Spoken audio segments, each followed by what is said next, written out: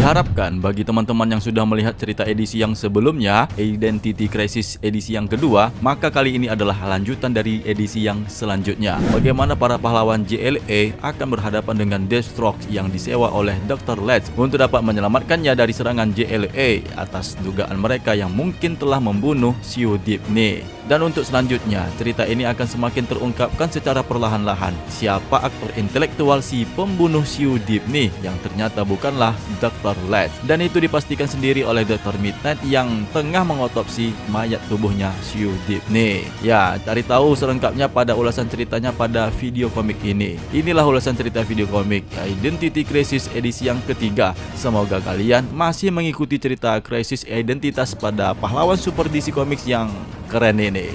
Oke, alright.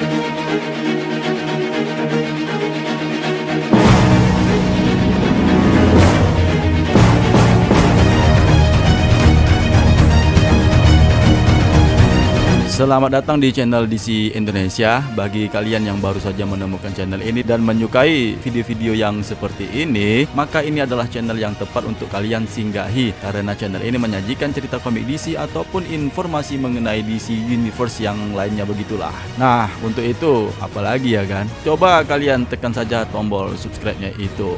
Oke, terima kasih.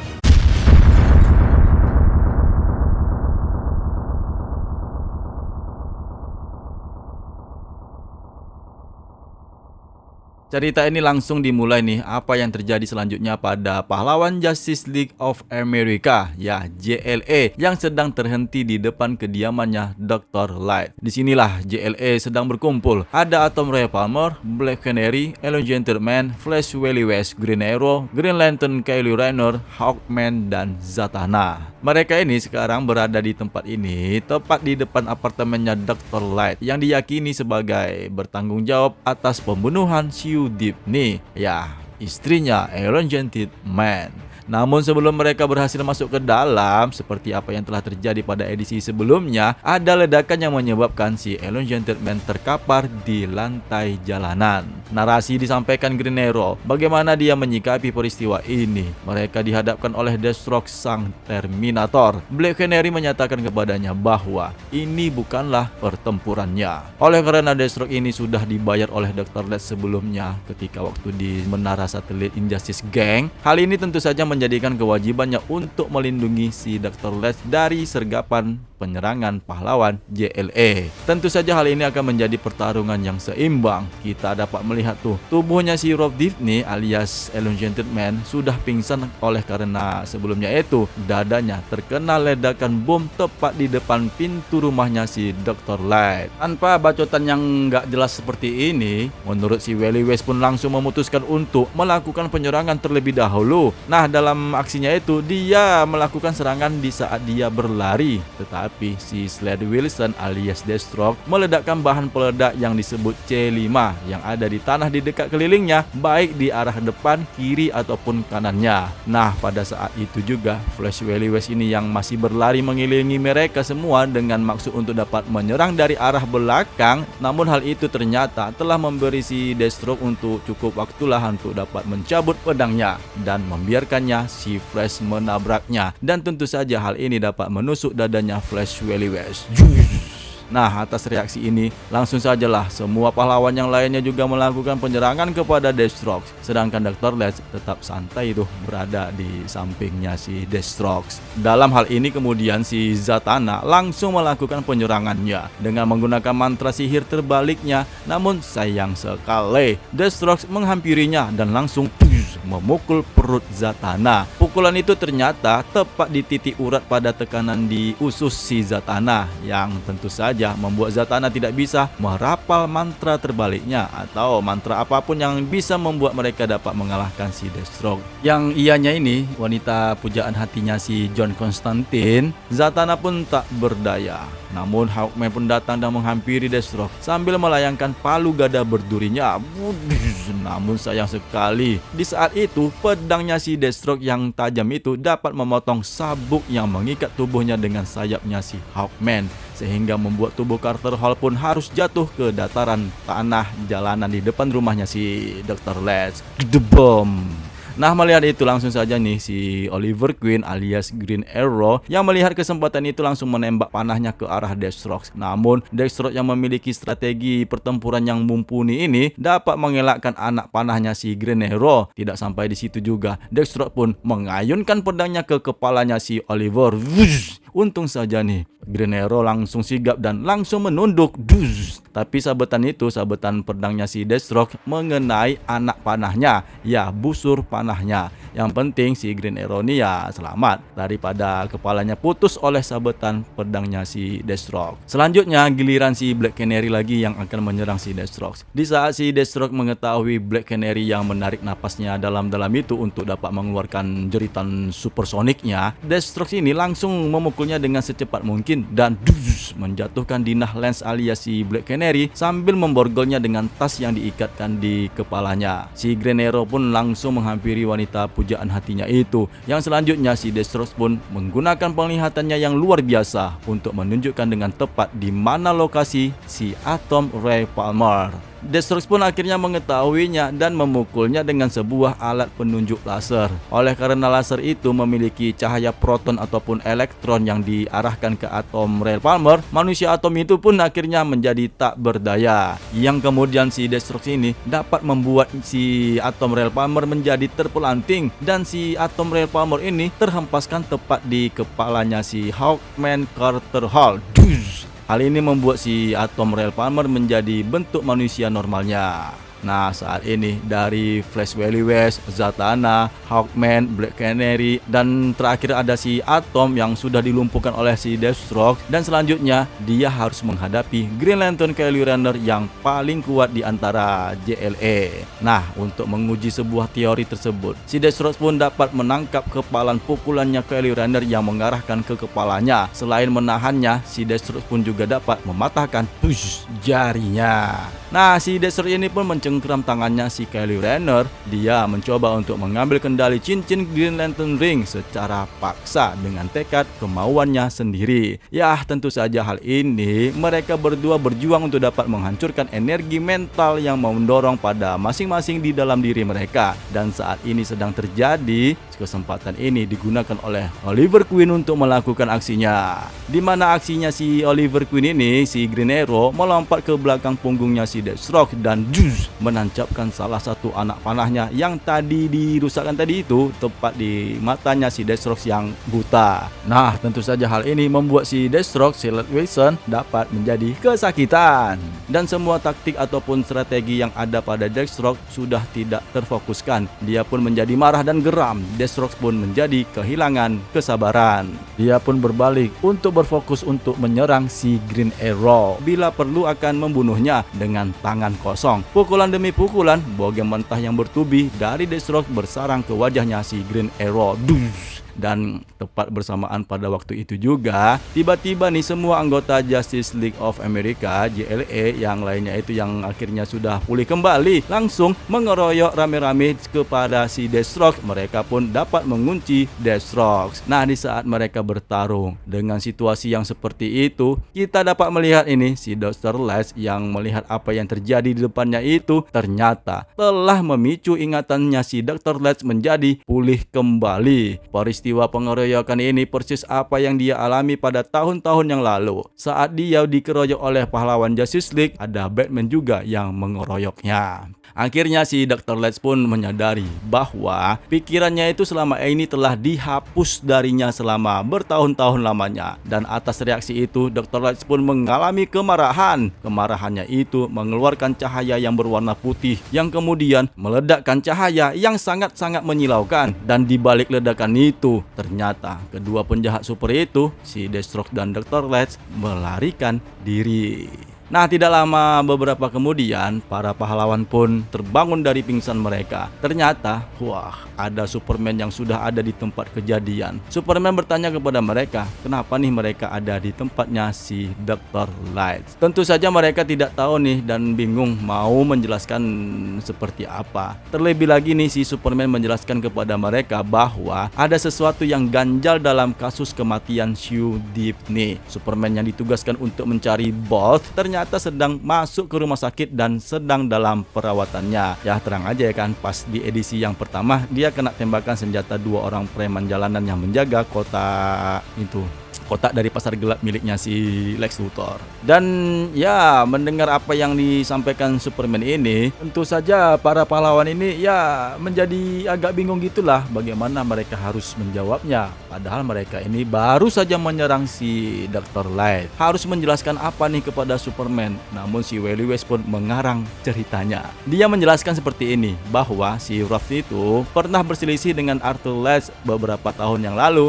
Jadi mereka pikir ya si Arthur bisa saja membalaskan dendamnya kepada Wrath, dan untuk itulah ya mereka memberikan perlindungan kepada Wrath untuk datang ke tempatnya si Dr. Light. Meskipun begitu yang disampaikan oleh si Flash Wally West, sepertinya si Clark Kent ini tidak mempercayai alasannya si Wally West. Namun saat ini Superman mengungkapkan kepada mereka bahwa bukti yang ditemukan dalam otopsi Sue Dibny yang dilakukan oleh si Dr. Midnight di markas Justice Society akhirnya menunjukkan bahwa Dr. Light bukanlah pembunuhnya. Dan di saat itu si Flash Wally West pun langsung membawa Green Arrow untuk berbicara di luar orang-orang itu dan menginterogasinya, berbicara berdiskusi berdua untuk mengakui sisa-sisa rahasia orang-orang Justice League yang ada di dalamnya. Ternyata selain Dr. Light, mereka juga pernah telah menghapus beberapa penjahat pada beberapa waktu tahun yang lalu. Petualangan awal mereka itu dengan beberapa penjahat Secret Society of Supervillains yang ada pada arc cerita Justice League of America, The League that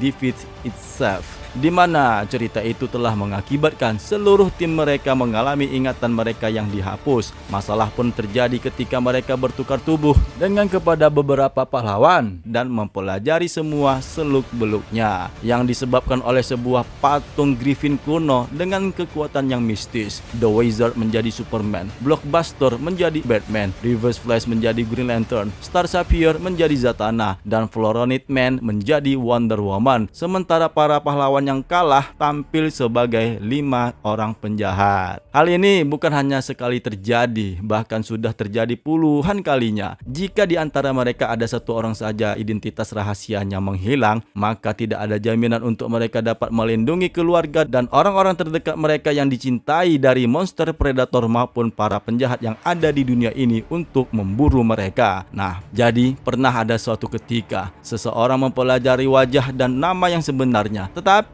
dia malah pernah melakukan mind wipes, menghapus ingatannya dengan maksud itu untuk melindungi semua yang mereka sayangi. Hal ini dikritik merupakan sebagai momen yang jelas untuk dapat melewati sesuatu yang berada di luar batas dan tentu saja melanggar hak asasi manusia. Dan yang jelas hal ini tidak boleh mereka lakukan. Tetapi Oliver Queen bersikeras bahwa hal itu adalah satu-satunya cara agar mereka dapat membela diri dan untuk melawan para penjahat. Dia juga menegaskan nih bahwa sangat tidak realistis untuk mengharapkan mereka bertindak dengan cara yang lain, dan juga para pahlawan yang lain mengabaikan masalah tersebut karena mereka mendengar apa yang ingin mereka dengarkan. Nah, disinilah kemudian terungkap nih bahwasanya selama ini penjahat telah mempelajari identitas rahasia JLA. Setelah itu si Zatanna menghapus ingatan para penjahat tentang kejadian tersebut dan identitas rahasianya. Di halaman selanjutnya, di kota Gotham, di tempatnya kalkulator yang ternyata memantau apa yang telah terjadi pada para pahlawan JLA. Tepat di saat itu, dia menerima panggilan dari rekannya, Merlin, yang sedang membahas tentang bisnis usaha mereka. Menjelaskan bahwa apa yang dilakukan Deathstroke bersama Dr. Light sekarang ini, yang ternyata kemudian ada panggilan dari Kapten Boomerang. Sebenarnya, Kapten Boomerang ini telah meminta bantuan kepada teman lamanya itu, si kalkulator, agar dapat mengembalikan hidupnya untuk dapat menjadi hidup normal kembali lah, bisa bergabung dengan masyarakat biasa. Nah, di saat ini dia sedang memarkirkan kendaraannya berada tepat di sebuah apartemen. Dia pun menghubungi si kalkulator karena telah membantunya yang melacak putranya yang telah lama hilang, yaitu bernama Owen Mercer. Dan dapat dipastikan nih, sekarang ini Kapten Boomerang berada di depan rumah putranya, dan dapat dipastikan ternyata sekarang ini Kapten Kapten Boomerang ini berada di depan rumah putranya, tapi sepertinya dia itu masih ragu untuk bertemu dengan putranya itu yang tidak pernah bertemu selama mereka hidup. Ada rumor yang beredar nih di koran tabloid bahwa putranya itu adalah hasil dari perselingkuhannya Kapten Boomerang dan Golden Glider. Dan di saat inilah Kapten Boomerang yang sangat ingin bertemu dengan putranya. Namun itulah pula ya kan, karena selama ini putranya itu tidak pernah bertemu dengan ayahnya, apalagi berkenalan dengan ayahnya itu seumur hidup mereka, yang kemudian membuat si putranya itu akhirnya menghampirilah kendaraan mobil yang berparkir depan rumahnya itu. Karena dengan kendaraan itu, menurut si anaknya itu, orang itu menutup rumahnya, ya pria itu pun tentu saja menghampiri si Kapten Boomerang. Namun sayang sekali, si Kapten Boomerang malah segan pula untuk mengungkapkan yang sebenarnya, bahwa dia itu adalah ayah si pemuda itu, yang akhirnya dia pun memutuskan untuk tidak menjelaskan bahwa dirinya adalah ayah si pemuda itu. Setelah pemuda itu masuk ke dalam rumahnya, setelah menjelaskan ya untuk tidak memarkirkan kendaraannya di depan rumahnya itu, si Kapten Boomerang ini pun masih menghubungi si kalkulator dan memintanya untuk dapat membantunya agar mencarikan pekerjaan yang layak untuk orang sepertinya, jika saja nih ada orang yang membutuhkannya akan keterampilannya itu sebagai seorang penjahat super villain. Terlebih lagi nih saat ini dia sangat membutuhkan uang. Namun yang disampaikan oleh kalkulator saat ini belum ada pula nih pekerjaan yang layak untuk si Kapten Boomerang. Kemudian kita berpindah ke kediaman keluarga Drake. Robin Tim Drake terlihat tuh baru saja sampai di rumahnya dan sekarang menyusup masuk ke dalam kamarnya. Dia baru saja selesai satu harian penuh bersama pahlawan remaja Teen Titans. Setelah dia melepaskan mantel dan hiasan topeng wajahnya itu, si Tim Drake pun turunlah ke lantai bawah rumahnya. Dan ketika berhadapan dengan ayahnya menyapanya yang bertanya, "Ada apa dengan mata itu?" Si Tim Drake ini pun tidak menyadari bekas topeng yang menutup wajahnya itu yang membuat daerah matanya menjadi hitam. Tim Drake pun terpaksalah menjelaskan bahwa itu adalah bekas pukulan, dan dia pun sengaja untuk tidak memberitahu ayahnya itu karena mungkin saja ayahnya itu dapat menghiraukannya. Namun walaupun begitu, ayahnya si Tim Drake ini, Jack Drake, tetap mengetahui bahwasanya putranya itu adalah seorang Robin, dan ayahnya tetap melakukan perawatan kepada putranya, menawarkan es beku untuk menghindarkan rasa sakit pada bekas hitam yang ada di matanya. Nah, bersamaan pada saat itu juga nih, ada sebuah berita di televisi yang menampilkan peristiwa yang terjadi oleh Ralph Dibny dan para pahlawan JLA di hari ini di Massachusetts. Kemudian kita berpindah ke Metropolis, tepatnya di Daily Planet. Di ruangan merah untuk cuci foto yang dipotretnya si Jimmy Olsen, dia dihampiri oleh si Perry White yang bertanya tentang pemakaman kematian istrinya Ralph Dibny, yaitu si Sue Dibny. Ada banyak sekali nih para pahlawan yang datang berduka dengan kematiannya yang misteri itu. Disinilah kemudian si Jimmy Olsen menampilkan sebuah foto yang dipotretnya, yaitu peti jenazahnya Sue Dibny. Perry White pun bertanya-tanya nih kepada anak buahnya itu, pada kematian Sue Dibny yang misterius ini, apakah mereka tidak pernah berpikir kenapa si pembunuh itu mengincar istri sang pahlawan? Kenapa bukan mereka saja atau anak-anak mereka atau bahkan rekan kerja mereka? Jika sang pelaku pembunuh ingin benar-benar membuat orang itu menjadi tersakiti dan menjadi terluka, mengapa si pembunuh tidak mengejar sahabat terbaik sang pahlawan? Mendengar pernyataan bosnya itu, Jimmy Olsen pun menjadi tercengang.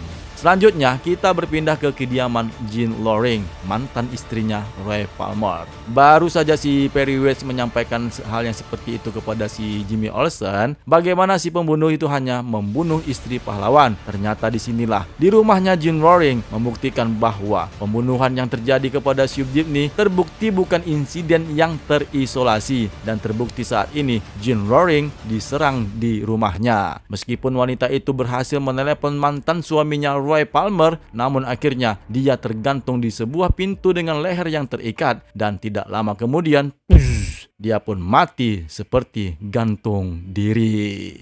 Dan cerita ini pun bersambung.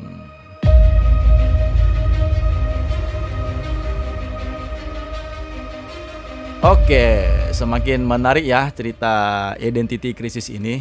Tapi itulah siapa nih sebenarnya pelaku pembunuhan si Subdeep nih. Terakhir di edisi ketiga ini menyusul pula nih ada korban yang lainnya, yaitu mantan istrinya Royal Palmer, yaitu siapa? Si Jean Loring.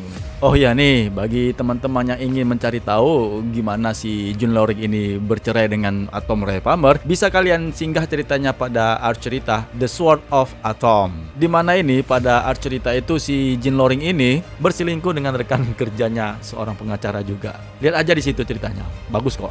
Dan selanjutnya ini ada art cerita Identity Crisis yang akan kita lanjutkan pada video yang berikutnya. Temukan hal aneh dan misteri apalagi yang akan terjadi pada cerita tersebut. Langsung saja kalian singgah ke video berikutnya, linknya ada di dalam deskripsi. Tulis komentar teman-teman mengenai cerita ini. Ya, kenalkan, nama aku Jimmy Brainstorming, satu-satunya orang yang ada di muka bumi ini yang mengelola channel DC Indonesia. Semoga kita bertemu kembali, sehat selalu. Ya, terima kasihlah pokoknya bagi teman-teman yang masih menonton video ini. Dan jangan lupa tuh subscribe, kan gitu. Ya enggak?